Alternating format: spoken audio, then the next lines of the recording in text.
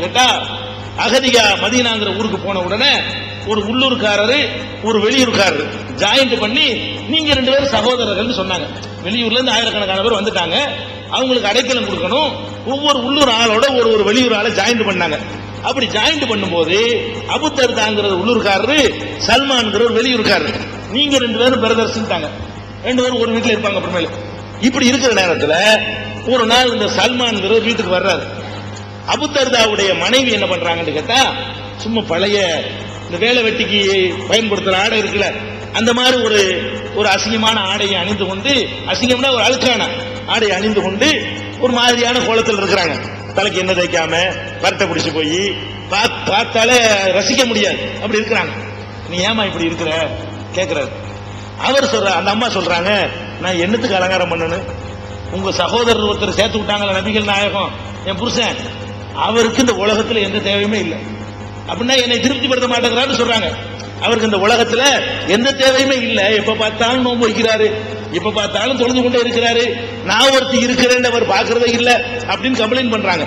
உடனே இவர் என்ன பண்றாரு, அன்னைக்கு நைட்டு முடிச்சிருந்து இவரை வலுக்கட்டாயமா தொலை விடாம தடுத்து தூங்குன்னு சொல்லி கடைசி அணிஞ்சாரு. ஒரு அறிவுரை சொன்னார். என்ன சொன்னார் தெரியுமா, உன்னுடைய உடலுக்கு செய்யற கடமை இருக்குப்பா, உன்னுடைய பக்கத்து வீட்டுக்காரனுக்கு செய்யற கடமைன்னு சிலது இருக்குது, உன்னுடைய இறைவனுக்கு செய்யற கடமைன்னு சிலது இருக்கிறது, உன் பொண்டாட்டிக்கு செய்யற கடமைன்னு சிலது இருக்கிறது, அவரவருக்குரிய கடமையை அவரவருக்கு செய்து விட வேண்டும் அப்படிங்கிறார்.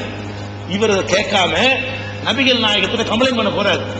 இந்த மாதிரி ஒரு ஆளை சேர்த்து விட்டீங்க, என்னை தொழவே விட மாட்டேங்கிறாரு, நோம்பு வைக்க விட மாட்டேங்கிறாரு, என்னை கருத்து நாசமாக்கிட்டாரு, என்ற ஆன்மீக வழியிலே குறுக்கிட்டு விட்டாரு அப்படின்னு சொல்றாங்க.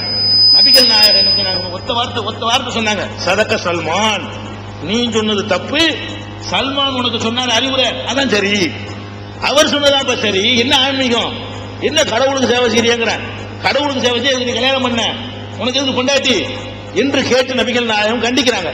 அப்ப இதுல என்ன விளங்குது என்று கேட்டால், ஒரு பெண்ணுக்கு அவளுக்கு தாம்பத்திய சுகம் கொடுக்க வேண்டிய கடமை ஆணுக்கு இருக்கிறது. இதுல 6 மாசம்லாம் கணக்கு இல்ல. இப்ப ஒருத்தனுக்கு 80 வயசு ஆச்சு, அவன் பொண்டாட்டிக்கு ஒரு 70 வயசு இருக்கு, இவன் வெளிநாட்டுக்கு போகலாம், இவன் வெளிநாட்டுக்கு நல்லா சம்பாதிக்கிறேன்னு கேட்டா அந்த பெண்ணுக்கு தேவையில்லை. 70 வயசு ஒரு பெண்ணு ஒரு ஆண் சுகம் வேண்டும் என்று அவர் தேட மாட்டாள், அவனும் ஒரு பெண்ணை தேடுற நிலையில் இருக்க மாட்டான். அப்படி இருக்கிறானா அவன் போகலாம். ஒரு 25 வயசுல உள்ளவன், 20 வயசுல உள்ளவன், 30 வயசுல உள்ளவன் எல்லாம் இங்க மனைவி விட்டுட்டு அங்க போறான். அங்க போய்கிட்டு அவன் தப்பு செய்வதற்கும் வாய்ப்பு இருக்கிறது, இங்கே தப்பு நடப்பதற்கும் வாய்ப்பு இருக்கிறது. அவனுடைய இளமையை அந்த ரூபா திருப்பி தருமா?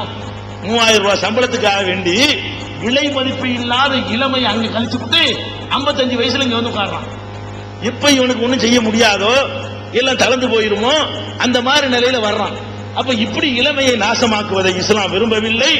நீயோ அவளோ தவறி விடுவீர்கள் என்று நினைத்தாலோ, தேவை இருக்கிறது நினைத்தாலோ, ஒருத்தன் மனைவி விட்டு போகக்கூடாது, வெளி ஊருக்கு கூட போகக்கூடாது. வாரத்தில் ஒரு நாள் தாம்பத்தியம் வேணும் விரும்பக்கூடியவர்களாக இருந்தால் அவர்கள் அதை செய்தாக வேண்டும்.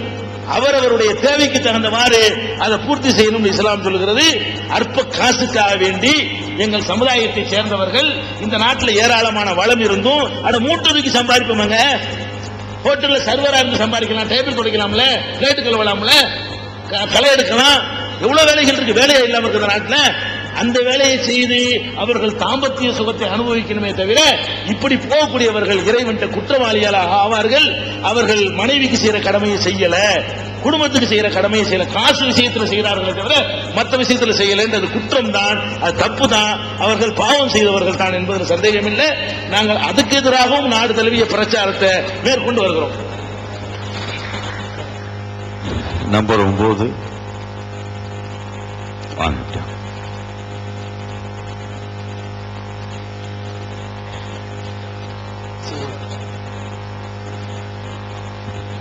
ஒரு முக்கிய அறிவிப்பு. முஸ்லீம் அல்லாத நம் சகோதரர்களுக்கு இங்கே விருந்து இருக்கு, முஸ்லீம் சகோதரர்களுக்கு விருந்து இருக்கு. நீங்க ஒரு 50 ரூபாய் கொடுத்து சாப்பிடணுமா? அதனால அந்த 50 ரூபாய் என்பது சாப்பாட்டுக்காக அல்ல, ஏன்னா நிறைய செலவு பண்ணிருக்கிறாங்க, அதுக்காக உங்களுடைய அன்பளிப்பாக அந்த 50 ரூபாய் கொடுத்து பிரியாணி. அமீர், சைவமா அசைவமா என்ன போட்டிருக்கீங்க? பிரியாணியா? என் பேரு பாலமுருகன், எனக்கு தூத்துக்குடி மாவட்டம் வெள்ளாரம் கிராமம்.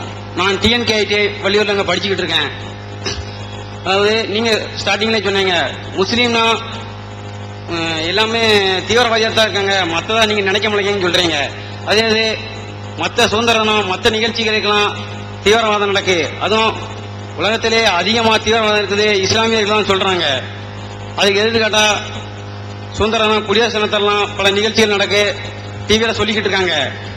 அப்படி இருக்கு. ஆனா நீங்க இல்ல அதிகமாலாம் கிடையாது, வெறும் அதை மட்டும் தான் தெரிய விடுங்க, இப்படி அதிகமா நடக்கு, அதுக்கு நீங்க என்ன பதில் சொல்றீங்க? அதான் கேள்வி.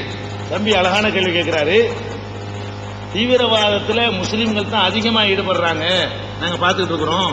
சுதந்திர தினத்துல, குடியரசு தினத்துல, இந்த மாதிரி நாட்கள்ல எல்லாம் ஏதாவது வெடிகுண்டு வச்சு விட்டுறாங்க. டிசம்பர் 6 சேர்த்துக்க வேண்டிய டிசம்பர் 6 இது மாதிரிலாம் பண்றாங்கன்னு கேட்கிறாங்க. இது ஒரு விஷயத்தை நான் தெளிவுபடுத்த விரும்புகிறேன். முஸ்லீம்கள்ல இப்படிப்பட்டவர்கள் இல்லைன்றெல்லாம் சொல்ல இயலாது, இருக்கிறாங்க. ஆனால் எல்லா சமுதாயங்கள்லையும் எல்லா இனங்கள்லையும் எல்லா மொழிகள்லையும் இது மாதிரியான ஆட்கள் இருக்கிறார்கள் என்பதை முதல்ல நீங்க விளங்கிக் கொள்ளணும். இப்ப உள்ள நிகழ்ச்சி என்னன்னு கேட்டா, பீகார்ல பிறந்தவனாய் இருந்தால் அவன் அஸ்ஸாமில் வாழ முடியாது. பீகார்ல பிறந்தவர்களை எல்லாம் அஸ்ஸாமில் இருந்து சுட்டு தள்ளி விரட்டி கொண்டிருக்கிறார்கள் இந்தியர்கள். அவங்களும் இந்தியர்கள், இவர்களும் இந்தியர்கள். பீகார்காரனுக்கு இங்க என்னடா வேலை என்று சொல்லி தீவிரவாதத்தில் ஈடுபட்டு, சாதாரண தீவிரவாதம் இல்ல, சுட்டு தள்ளுறான், குழந்தை பெண்ணெல்லாம் பார்க்காம. அந்த அஸ்ஸாமில் உள்ள அந்த தீவிரவாதத்தில் ஈடுபடக்கூடியவர்கள் மதத்தின் பெயரால் அறியப்படுவதில்லை. அவர்கள் ஒரு மதத்தை சேர்ந்தவர்கள், ஆனாலும் கூட அவர்களுடைய அந்த நடவடிக்கையோடு மதத்தை சம்பந்தப்படுத்துவது இல்லை. அதனால அது மதத்துக்கு உரியதாக ஆவது இல்லை. அதே மாதிரி போடோ தீவிரவாதிகள் இருக்கிறாங்க, அவங்க யாரும் முஸ்லீம்கள் கிடையாது, அவர்களும் ஒரு மதத்தை சார்ந்தவர்கள் தான்.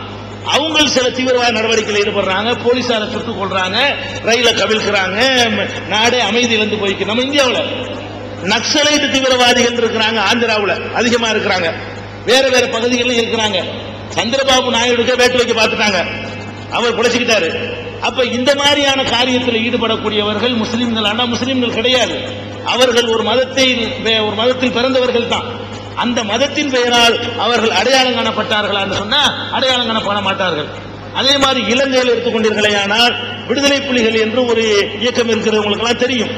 அவர்கள் இந்த மாதிரியான நடவடிக்கைகள், அவங்களுடைய போராட்ட நியாயமா நியாயம் இல்லையாங்கிற சர்ச்சைக்கு நான் போகவில்லை. இந்த வழிமுறையில் அவர்கள் ஈடுபடுகிறார்கள், மந்திரிகளை கொள்கிறார்கள், பிரதமரை கொள்கிறார்கள். நமது நாட்டில் கூட அந்த மாதிரியான காரியத்தை நிகழ்த்தினார்கள், வெடிகுண்டு வைக்கிறார்கள், பாலத்தை தகர்க்கிறார்கள், பொது சொத்துக்களை சேதப்படுத்துகிறார்கள். அவர்களும் ஒரு மதத்தை சேர்ந்தவர்களும், மதத்தில் ஈடுபாடு உள்ளவர்களும், அந்த மதத்தில் பிடிப்பு உள்ளவர்களும், அந்த மதத்தில் வழிபாடு செய்யக்கூடியவர்களும் தான். ஆனாலும் கூட அவர்கள் விடுதலை புலிகள் என்றுதான் அறியப்படுவார்களே தவிர அவர்களை முஸ்லீம்கள் என்ற அவர்களுடைய சார்ந்திருக்கிற மதத்தின் பெயரால் அவர்கள் அறியப்படுவது கிடையாது. இதே மாதிரி உலகத்தில் பல பகுதிகளில் எல்லா நாடுகளிலையும், கனடாவில் நடந்து கொண்டிருக்கிறது, இன்னைக்கு பார்த்து கொண்டிருக்கிறோம். அங்கே தீவிரவாதம் இருக்குது, அரசாங்கத்துக்கு ஒரு ஃபைட்டே நடந்து கொண்டிருக்கிறது. அவர்கள் எல்லாம் யாரு? அவர்களும் ஒரு மதத்தை சேர்ந்தவர்கள் தான், மதத்தின் பெயரால் அறியப்படுவது கிடையாது. முஸ்லீம்லையும் இந்த மாதிரி செய்யறவன் இருக்கிறான். அவன் செய்யும் போது மாத்திரம் மதத்தை சம்பந்தப்படுத்திடுறாங்க. அவன் ஒரு இயக்கத்தை சேர்ந்த இயக்கத்தை சொல்ல வேண்டியவன ஜம்மு காஷ்மீர் விடுதலை முன்னணிக்காரன்னு சொல்லுங்க, அல்லது லஷ்கர் தய்யிபாக்காரன்னு சொல்லுங்க. அது ஒரு இயக்கம். எப்படி விடுதலை புலிகள் என்று ஒரு இயக்கம் இருக்கிறதோ அதே மாதிரி ஒரு இயக்கத்துக்காரன் செய்யும் பொழுது மீடியாக்கள் எப்படி மெசேஜ் கொடுக்கறாங்கன்னு சொன்னா, அது முஸ்லீம் தீவிரவாதின்னு ஒரு பேரை சேர்த்துறாங்க. இஸ்லாம் அதை ஆதரிக்காம இருந்தும் முஸ்லீம்கள்ல உள்ள ஒருத்தர் நாங்க அவங்களுக்கு சப்போர்ட்டா இல்லை. அந்த கிறுக்கங்க செய்யறதை கண்டிக்கிறோம், பள்ளி வாசல்ல கண்டிக்கிறோம், பொது மேடைகள்ல கண்டிக்கிறோம். எங்களுடைய இயக்கங்கள் முஸ்லீம் லீக்கா இருக்கட்டும், தேசிய லீக்கா இருக்கட்டும், தமிழ்நாடு முஸ்லீம் முன்னேற்ற கழகமாக இருக்கட்டும், முஸ்லீம்கள்ல இத்தனை அமைப்புகள் இருக்கிற அத்தனை எடுத்துக்கொள்ளுங்களேன், எல்லாரும் தப்புன்னு கண்டிக்கிறாங்க. அப்ப விரல் விட்டு எண்ணக்கூடிய 4 பேர் 10 பேர் செய்யறான், இஸ்லாத்தின் பெயர்ல செய்யறான்னு சொன்னா அவனை அவனுடைய இயக்கத்தோட சம்பந்தப்படுத்தணுமே தவிர மதத்தோட சம்பந்தப்படுத்தக்கூடாது. பாலஸ்தீனத்தில் போராடுறாங்கன்னா பலஸ்தீன போராளிகள் சொல்லுங்க, பலஸ்தீன விடுதலை புலி என்று சொல்ற மாதிரி PLO சொல்ல வேண்டியதானே, அல்ல ஹமாஸ் என்று சொல்ல வேண்டியதானே. அவர்களை முஸ்லீம் என்று சேர்த்து அடையாளப்படுத்துறாங்க. அதனால என்ன தெரியுதுன்னு கேட்டா, முஸ்லீம்கள் தான் தீவிரவாதிங்கிற மாதிரி அந்த கருத்து உருவாக்கம் வந்துருச்சு. இங்கே இருக்கிறார்கள், மற்றவங்க செய்யற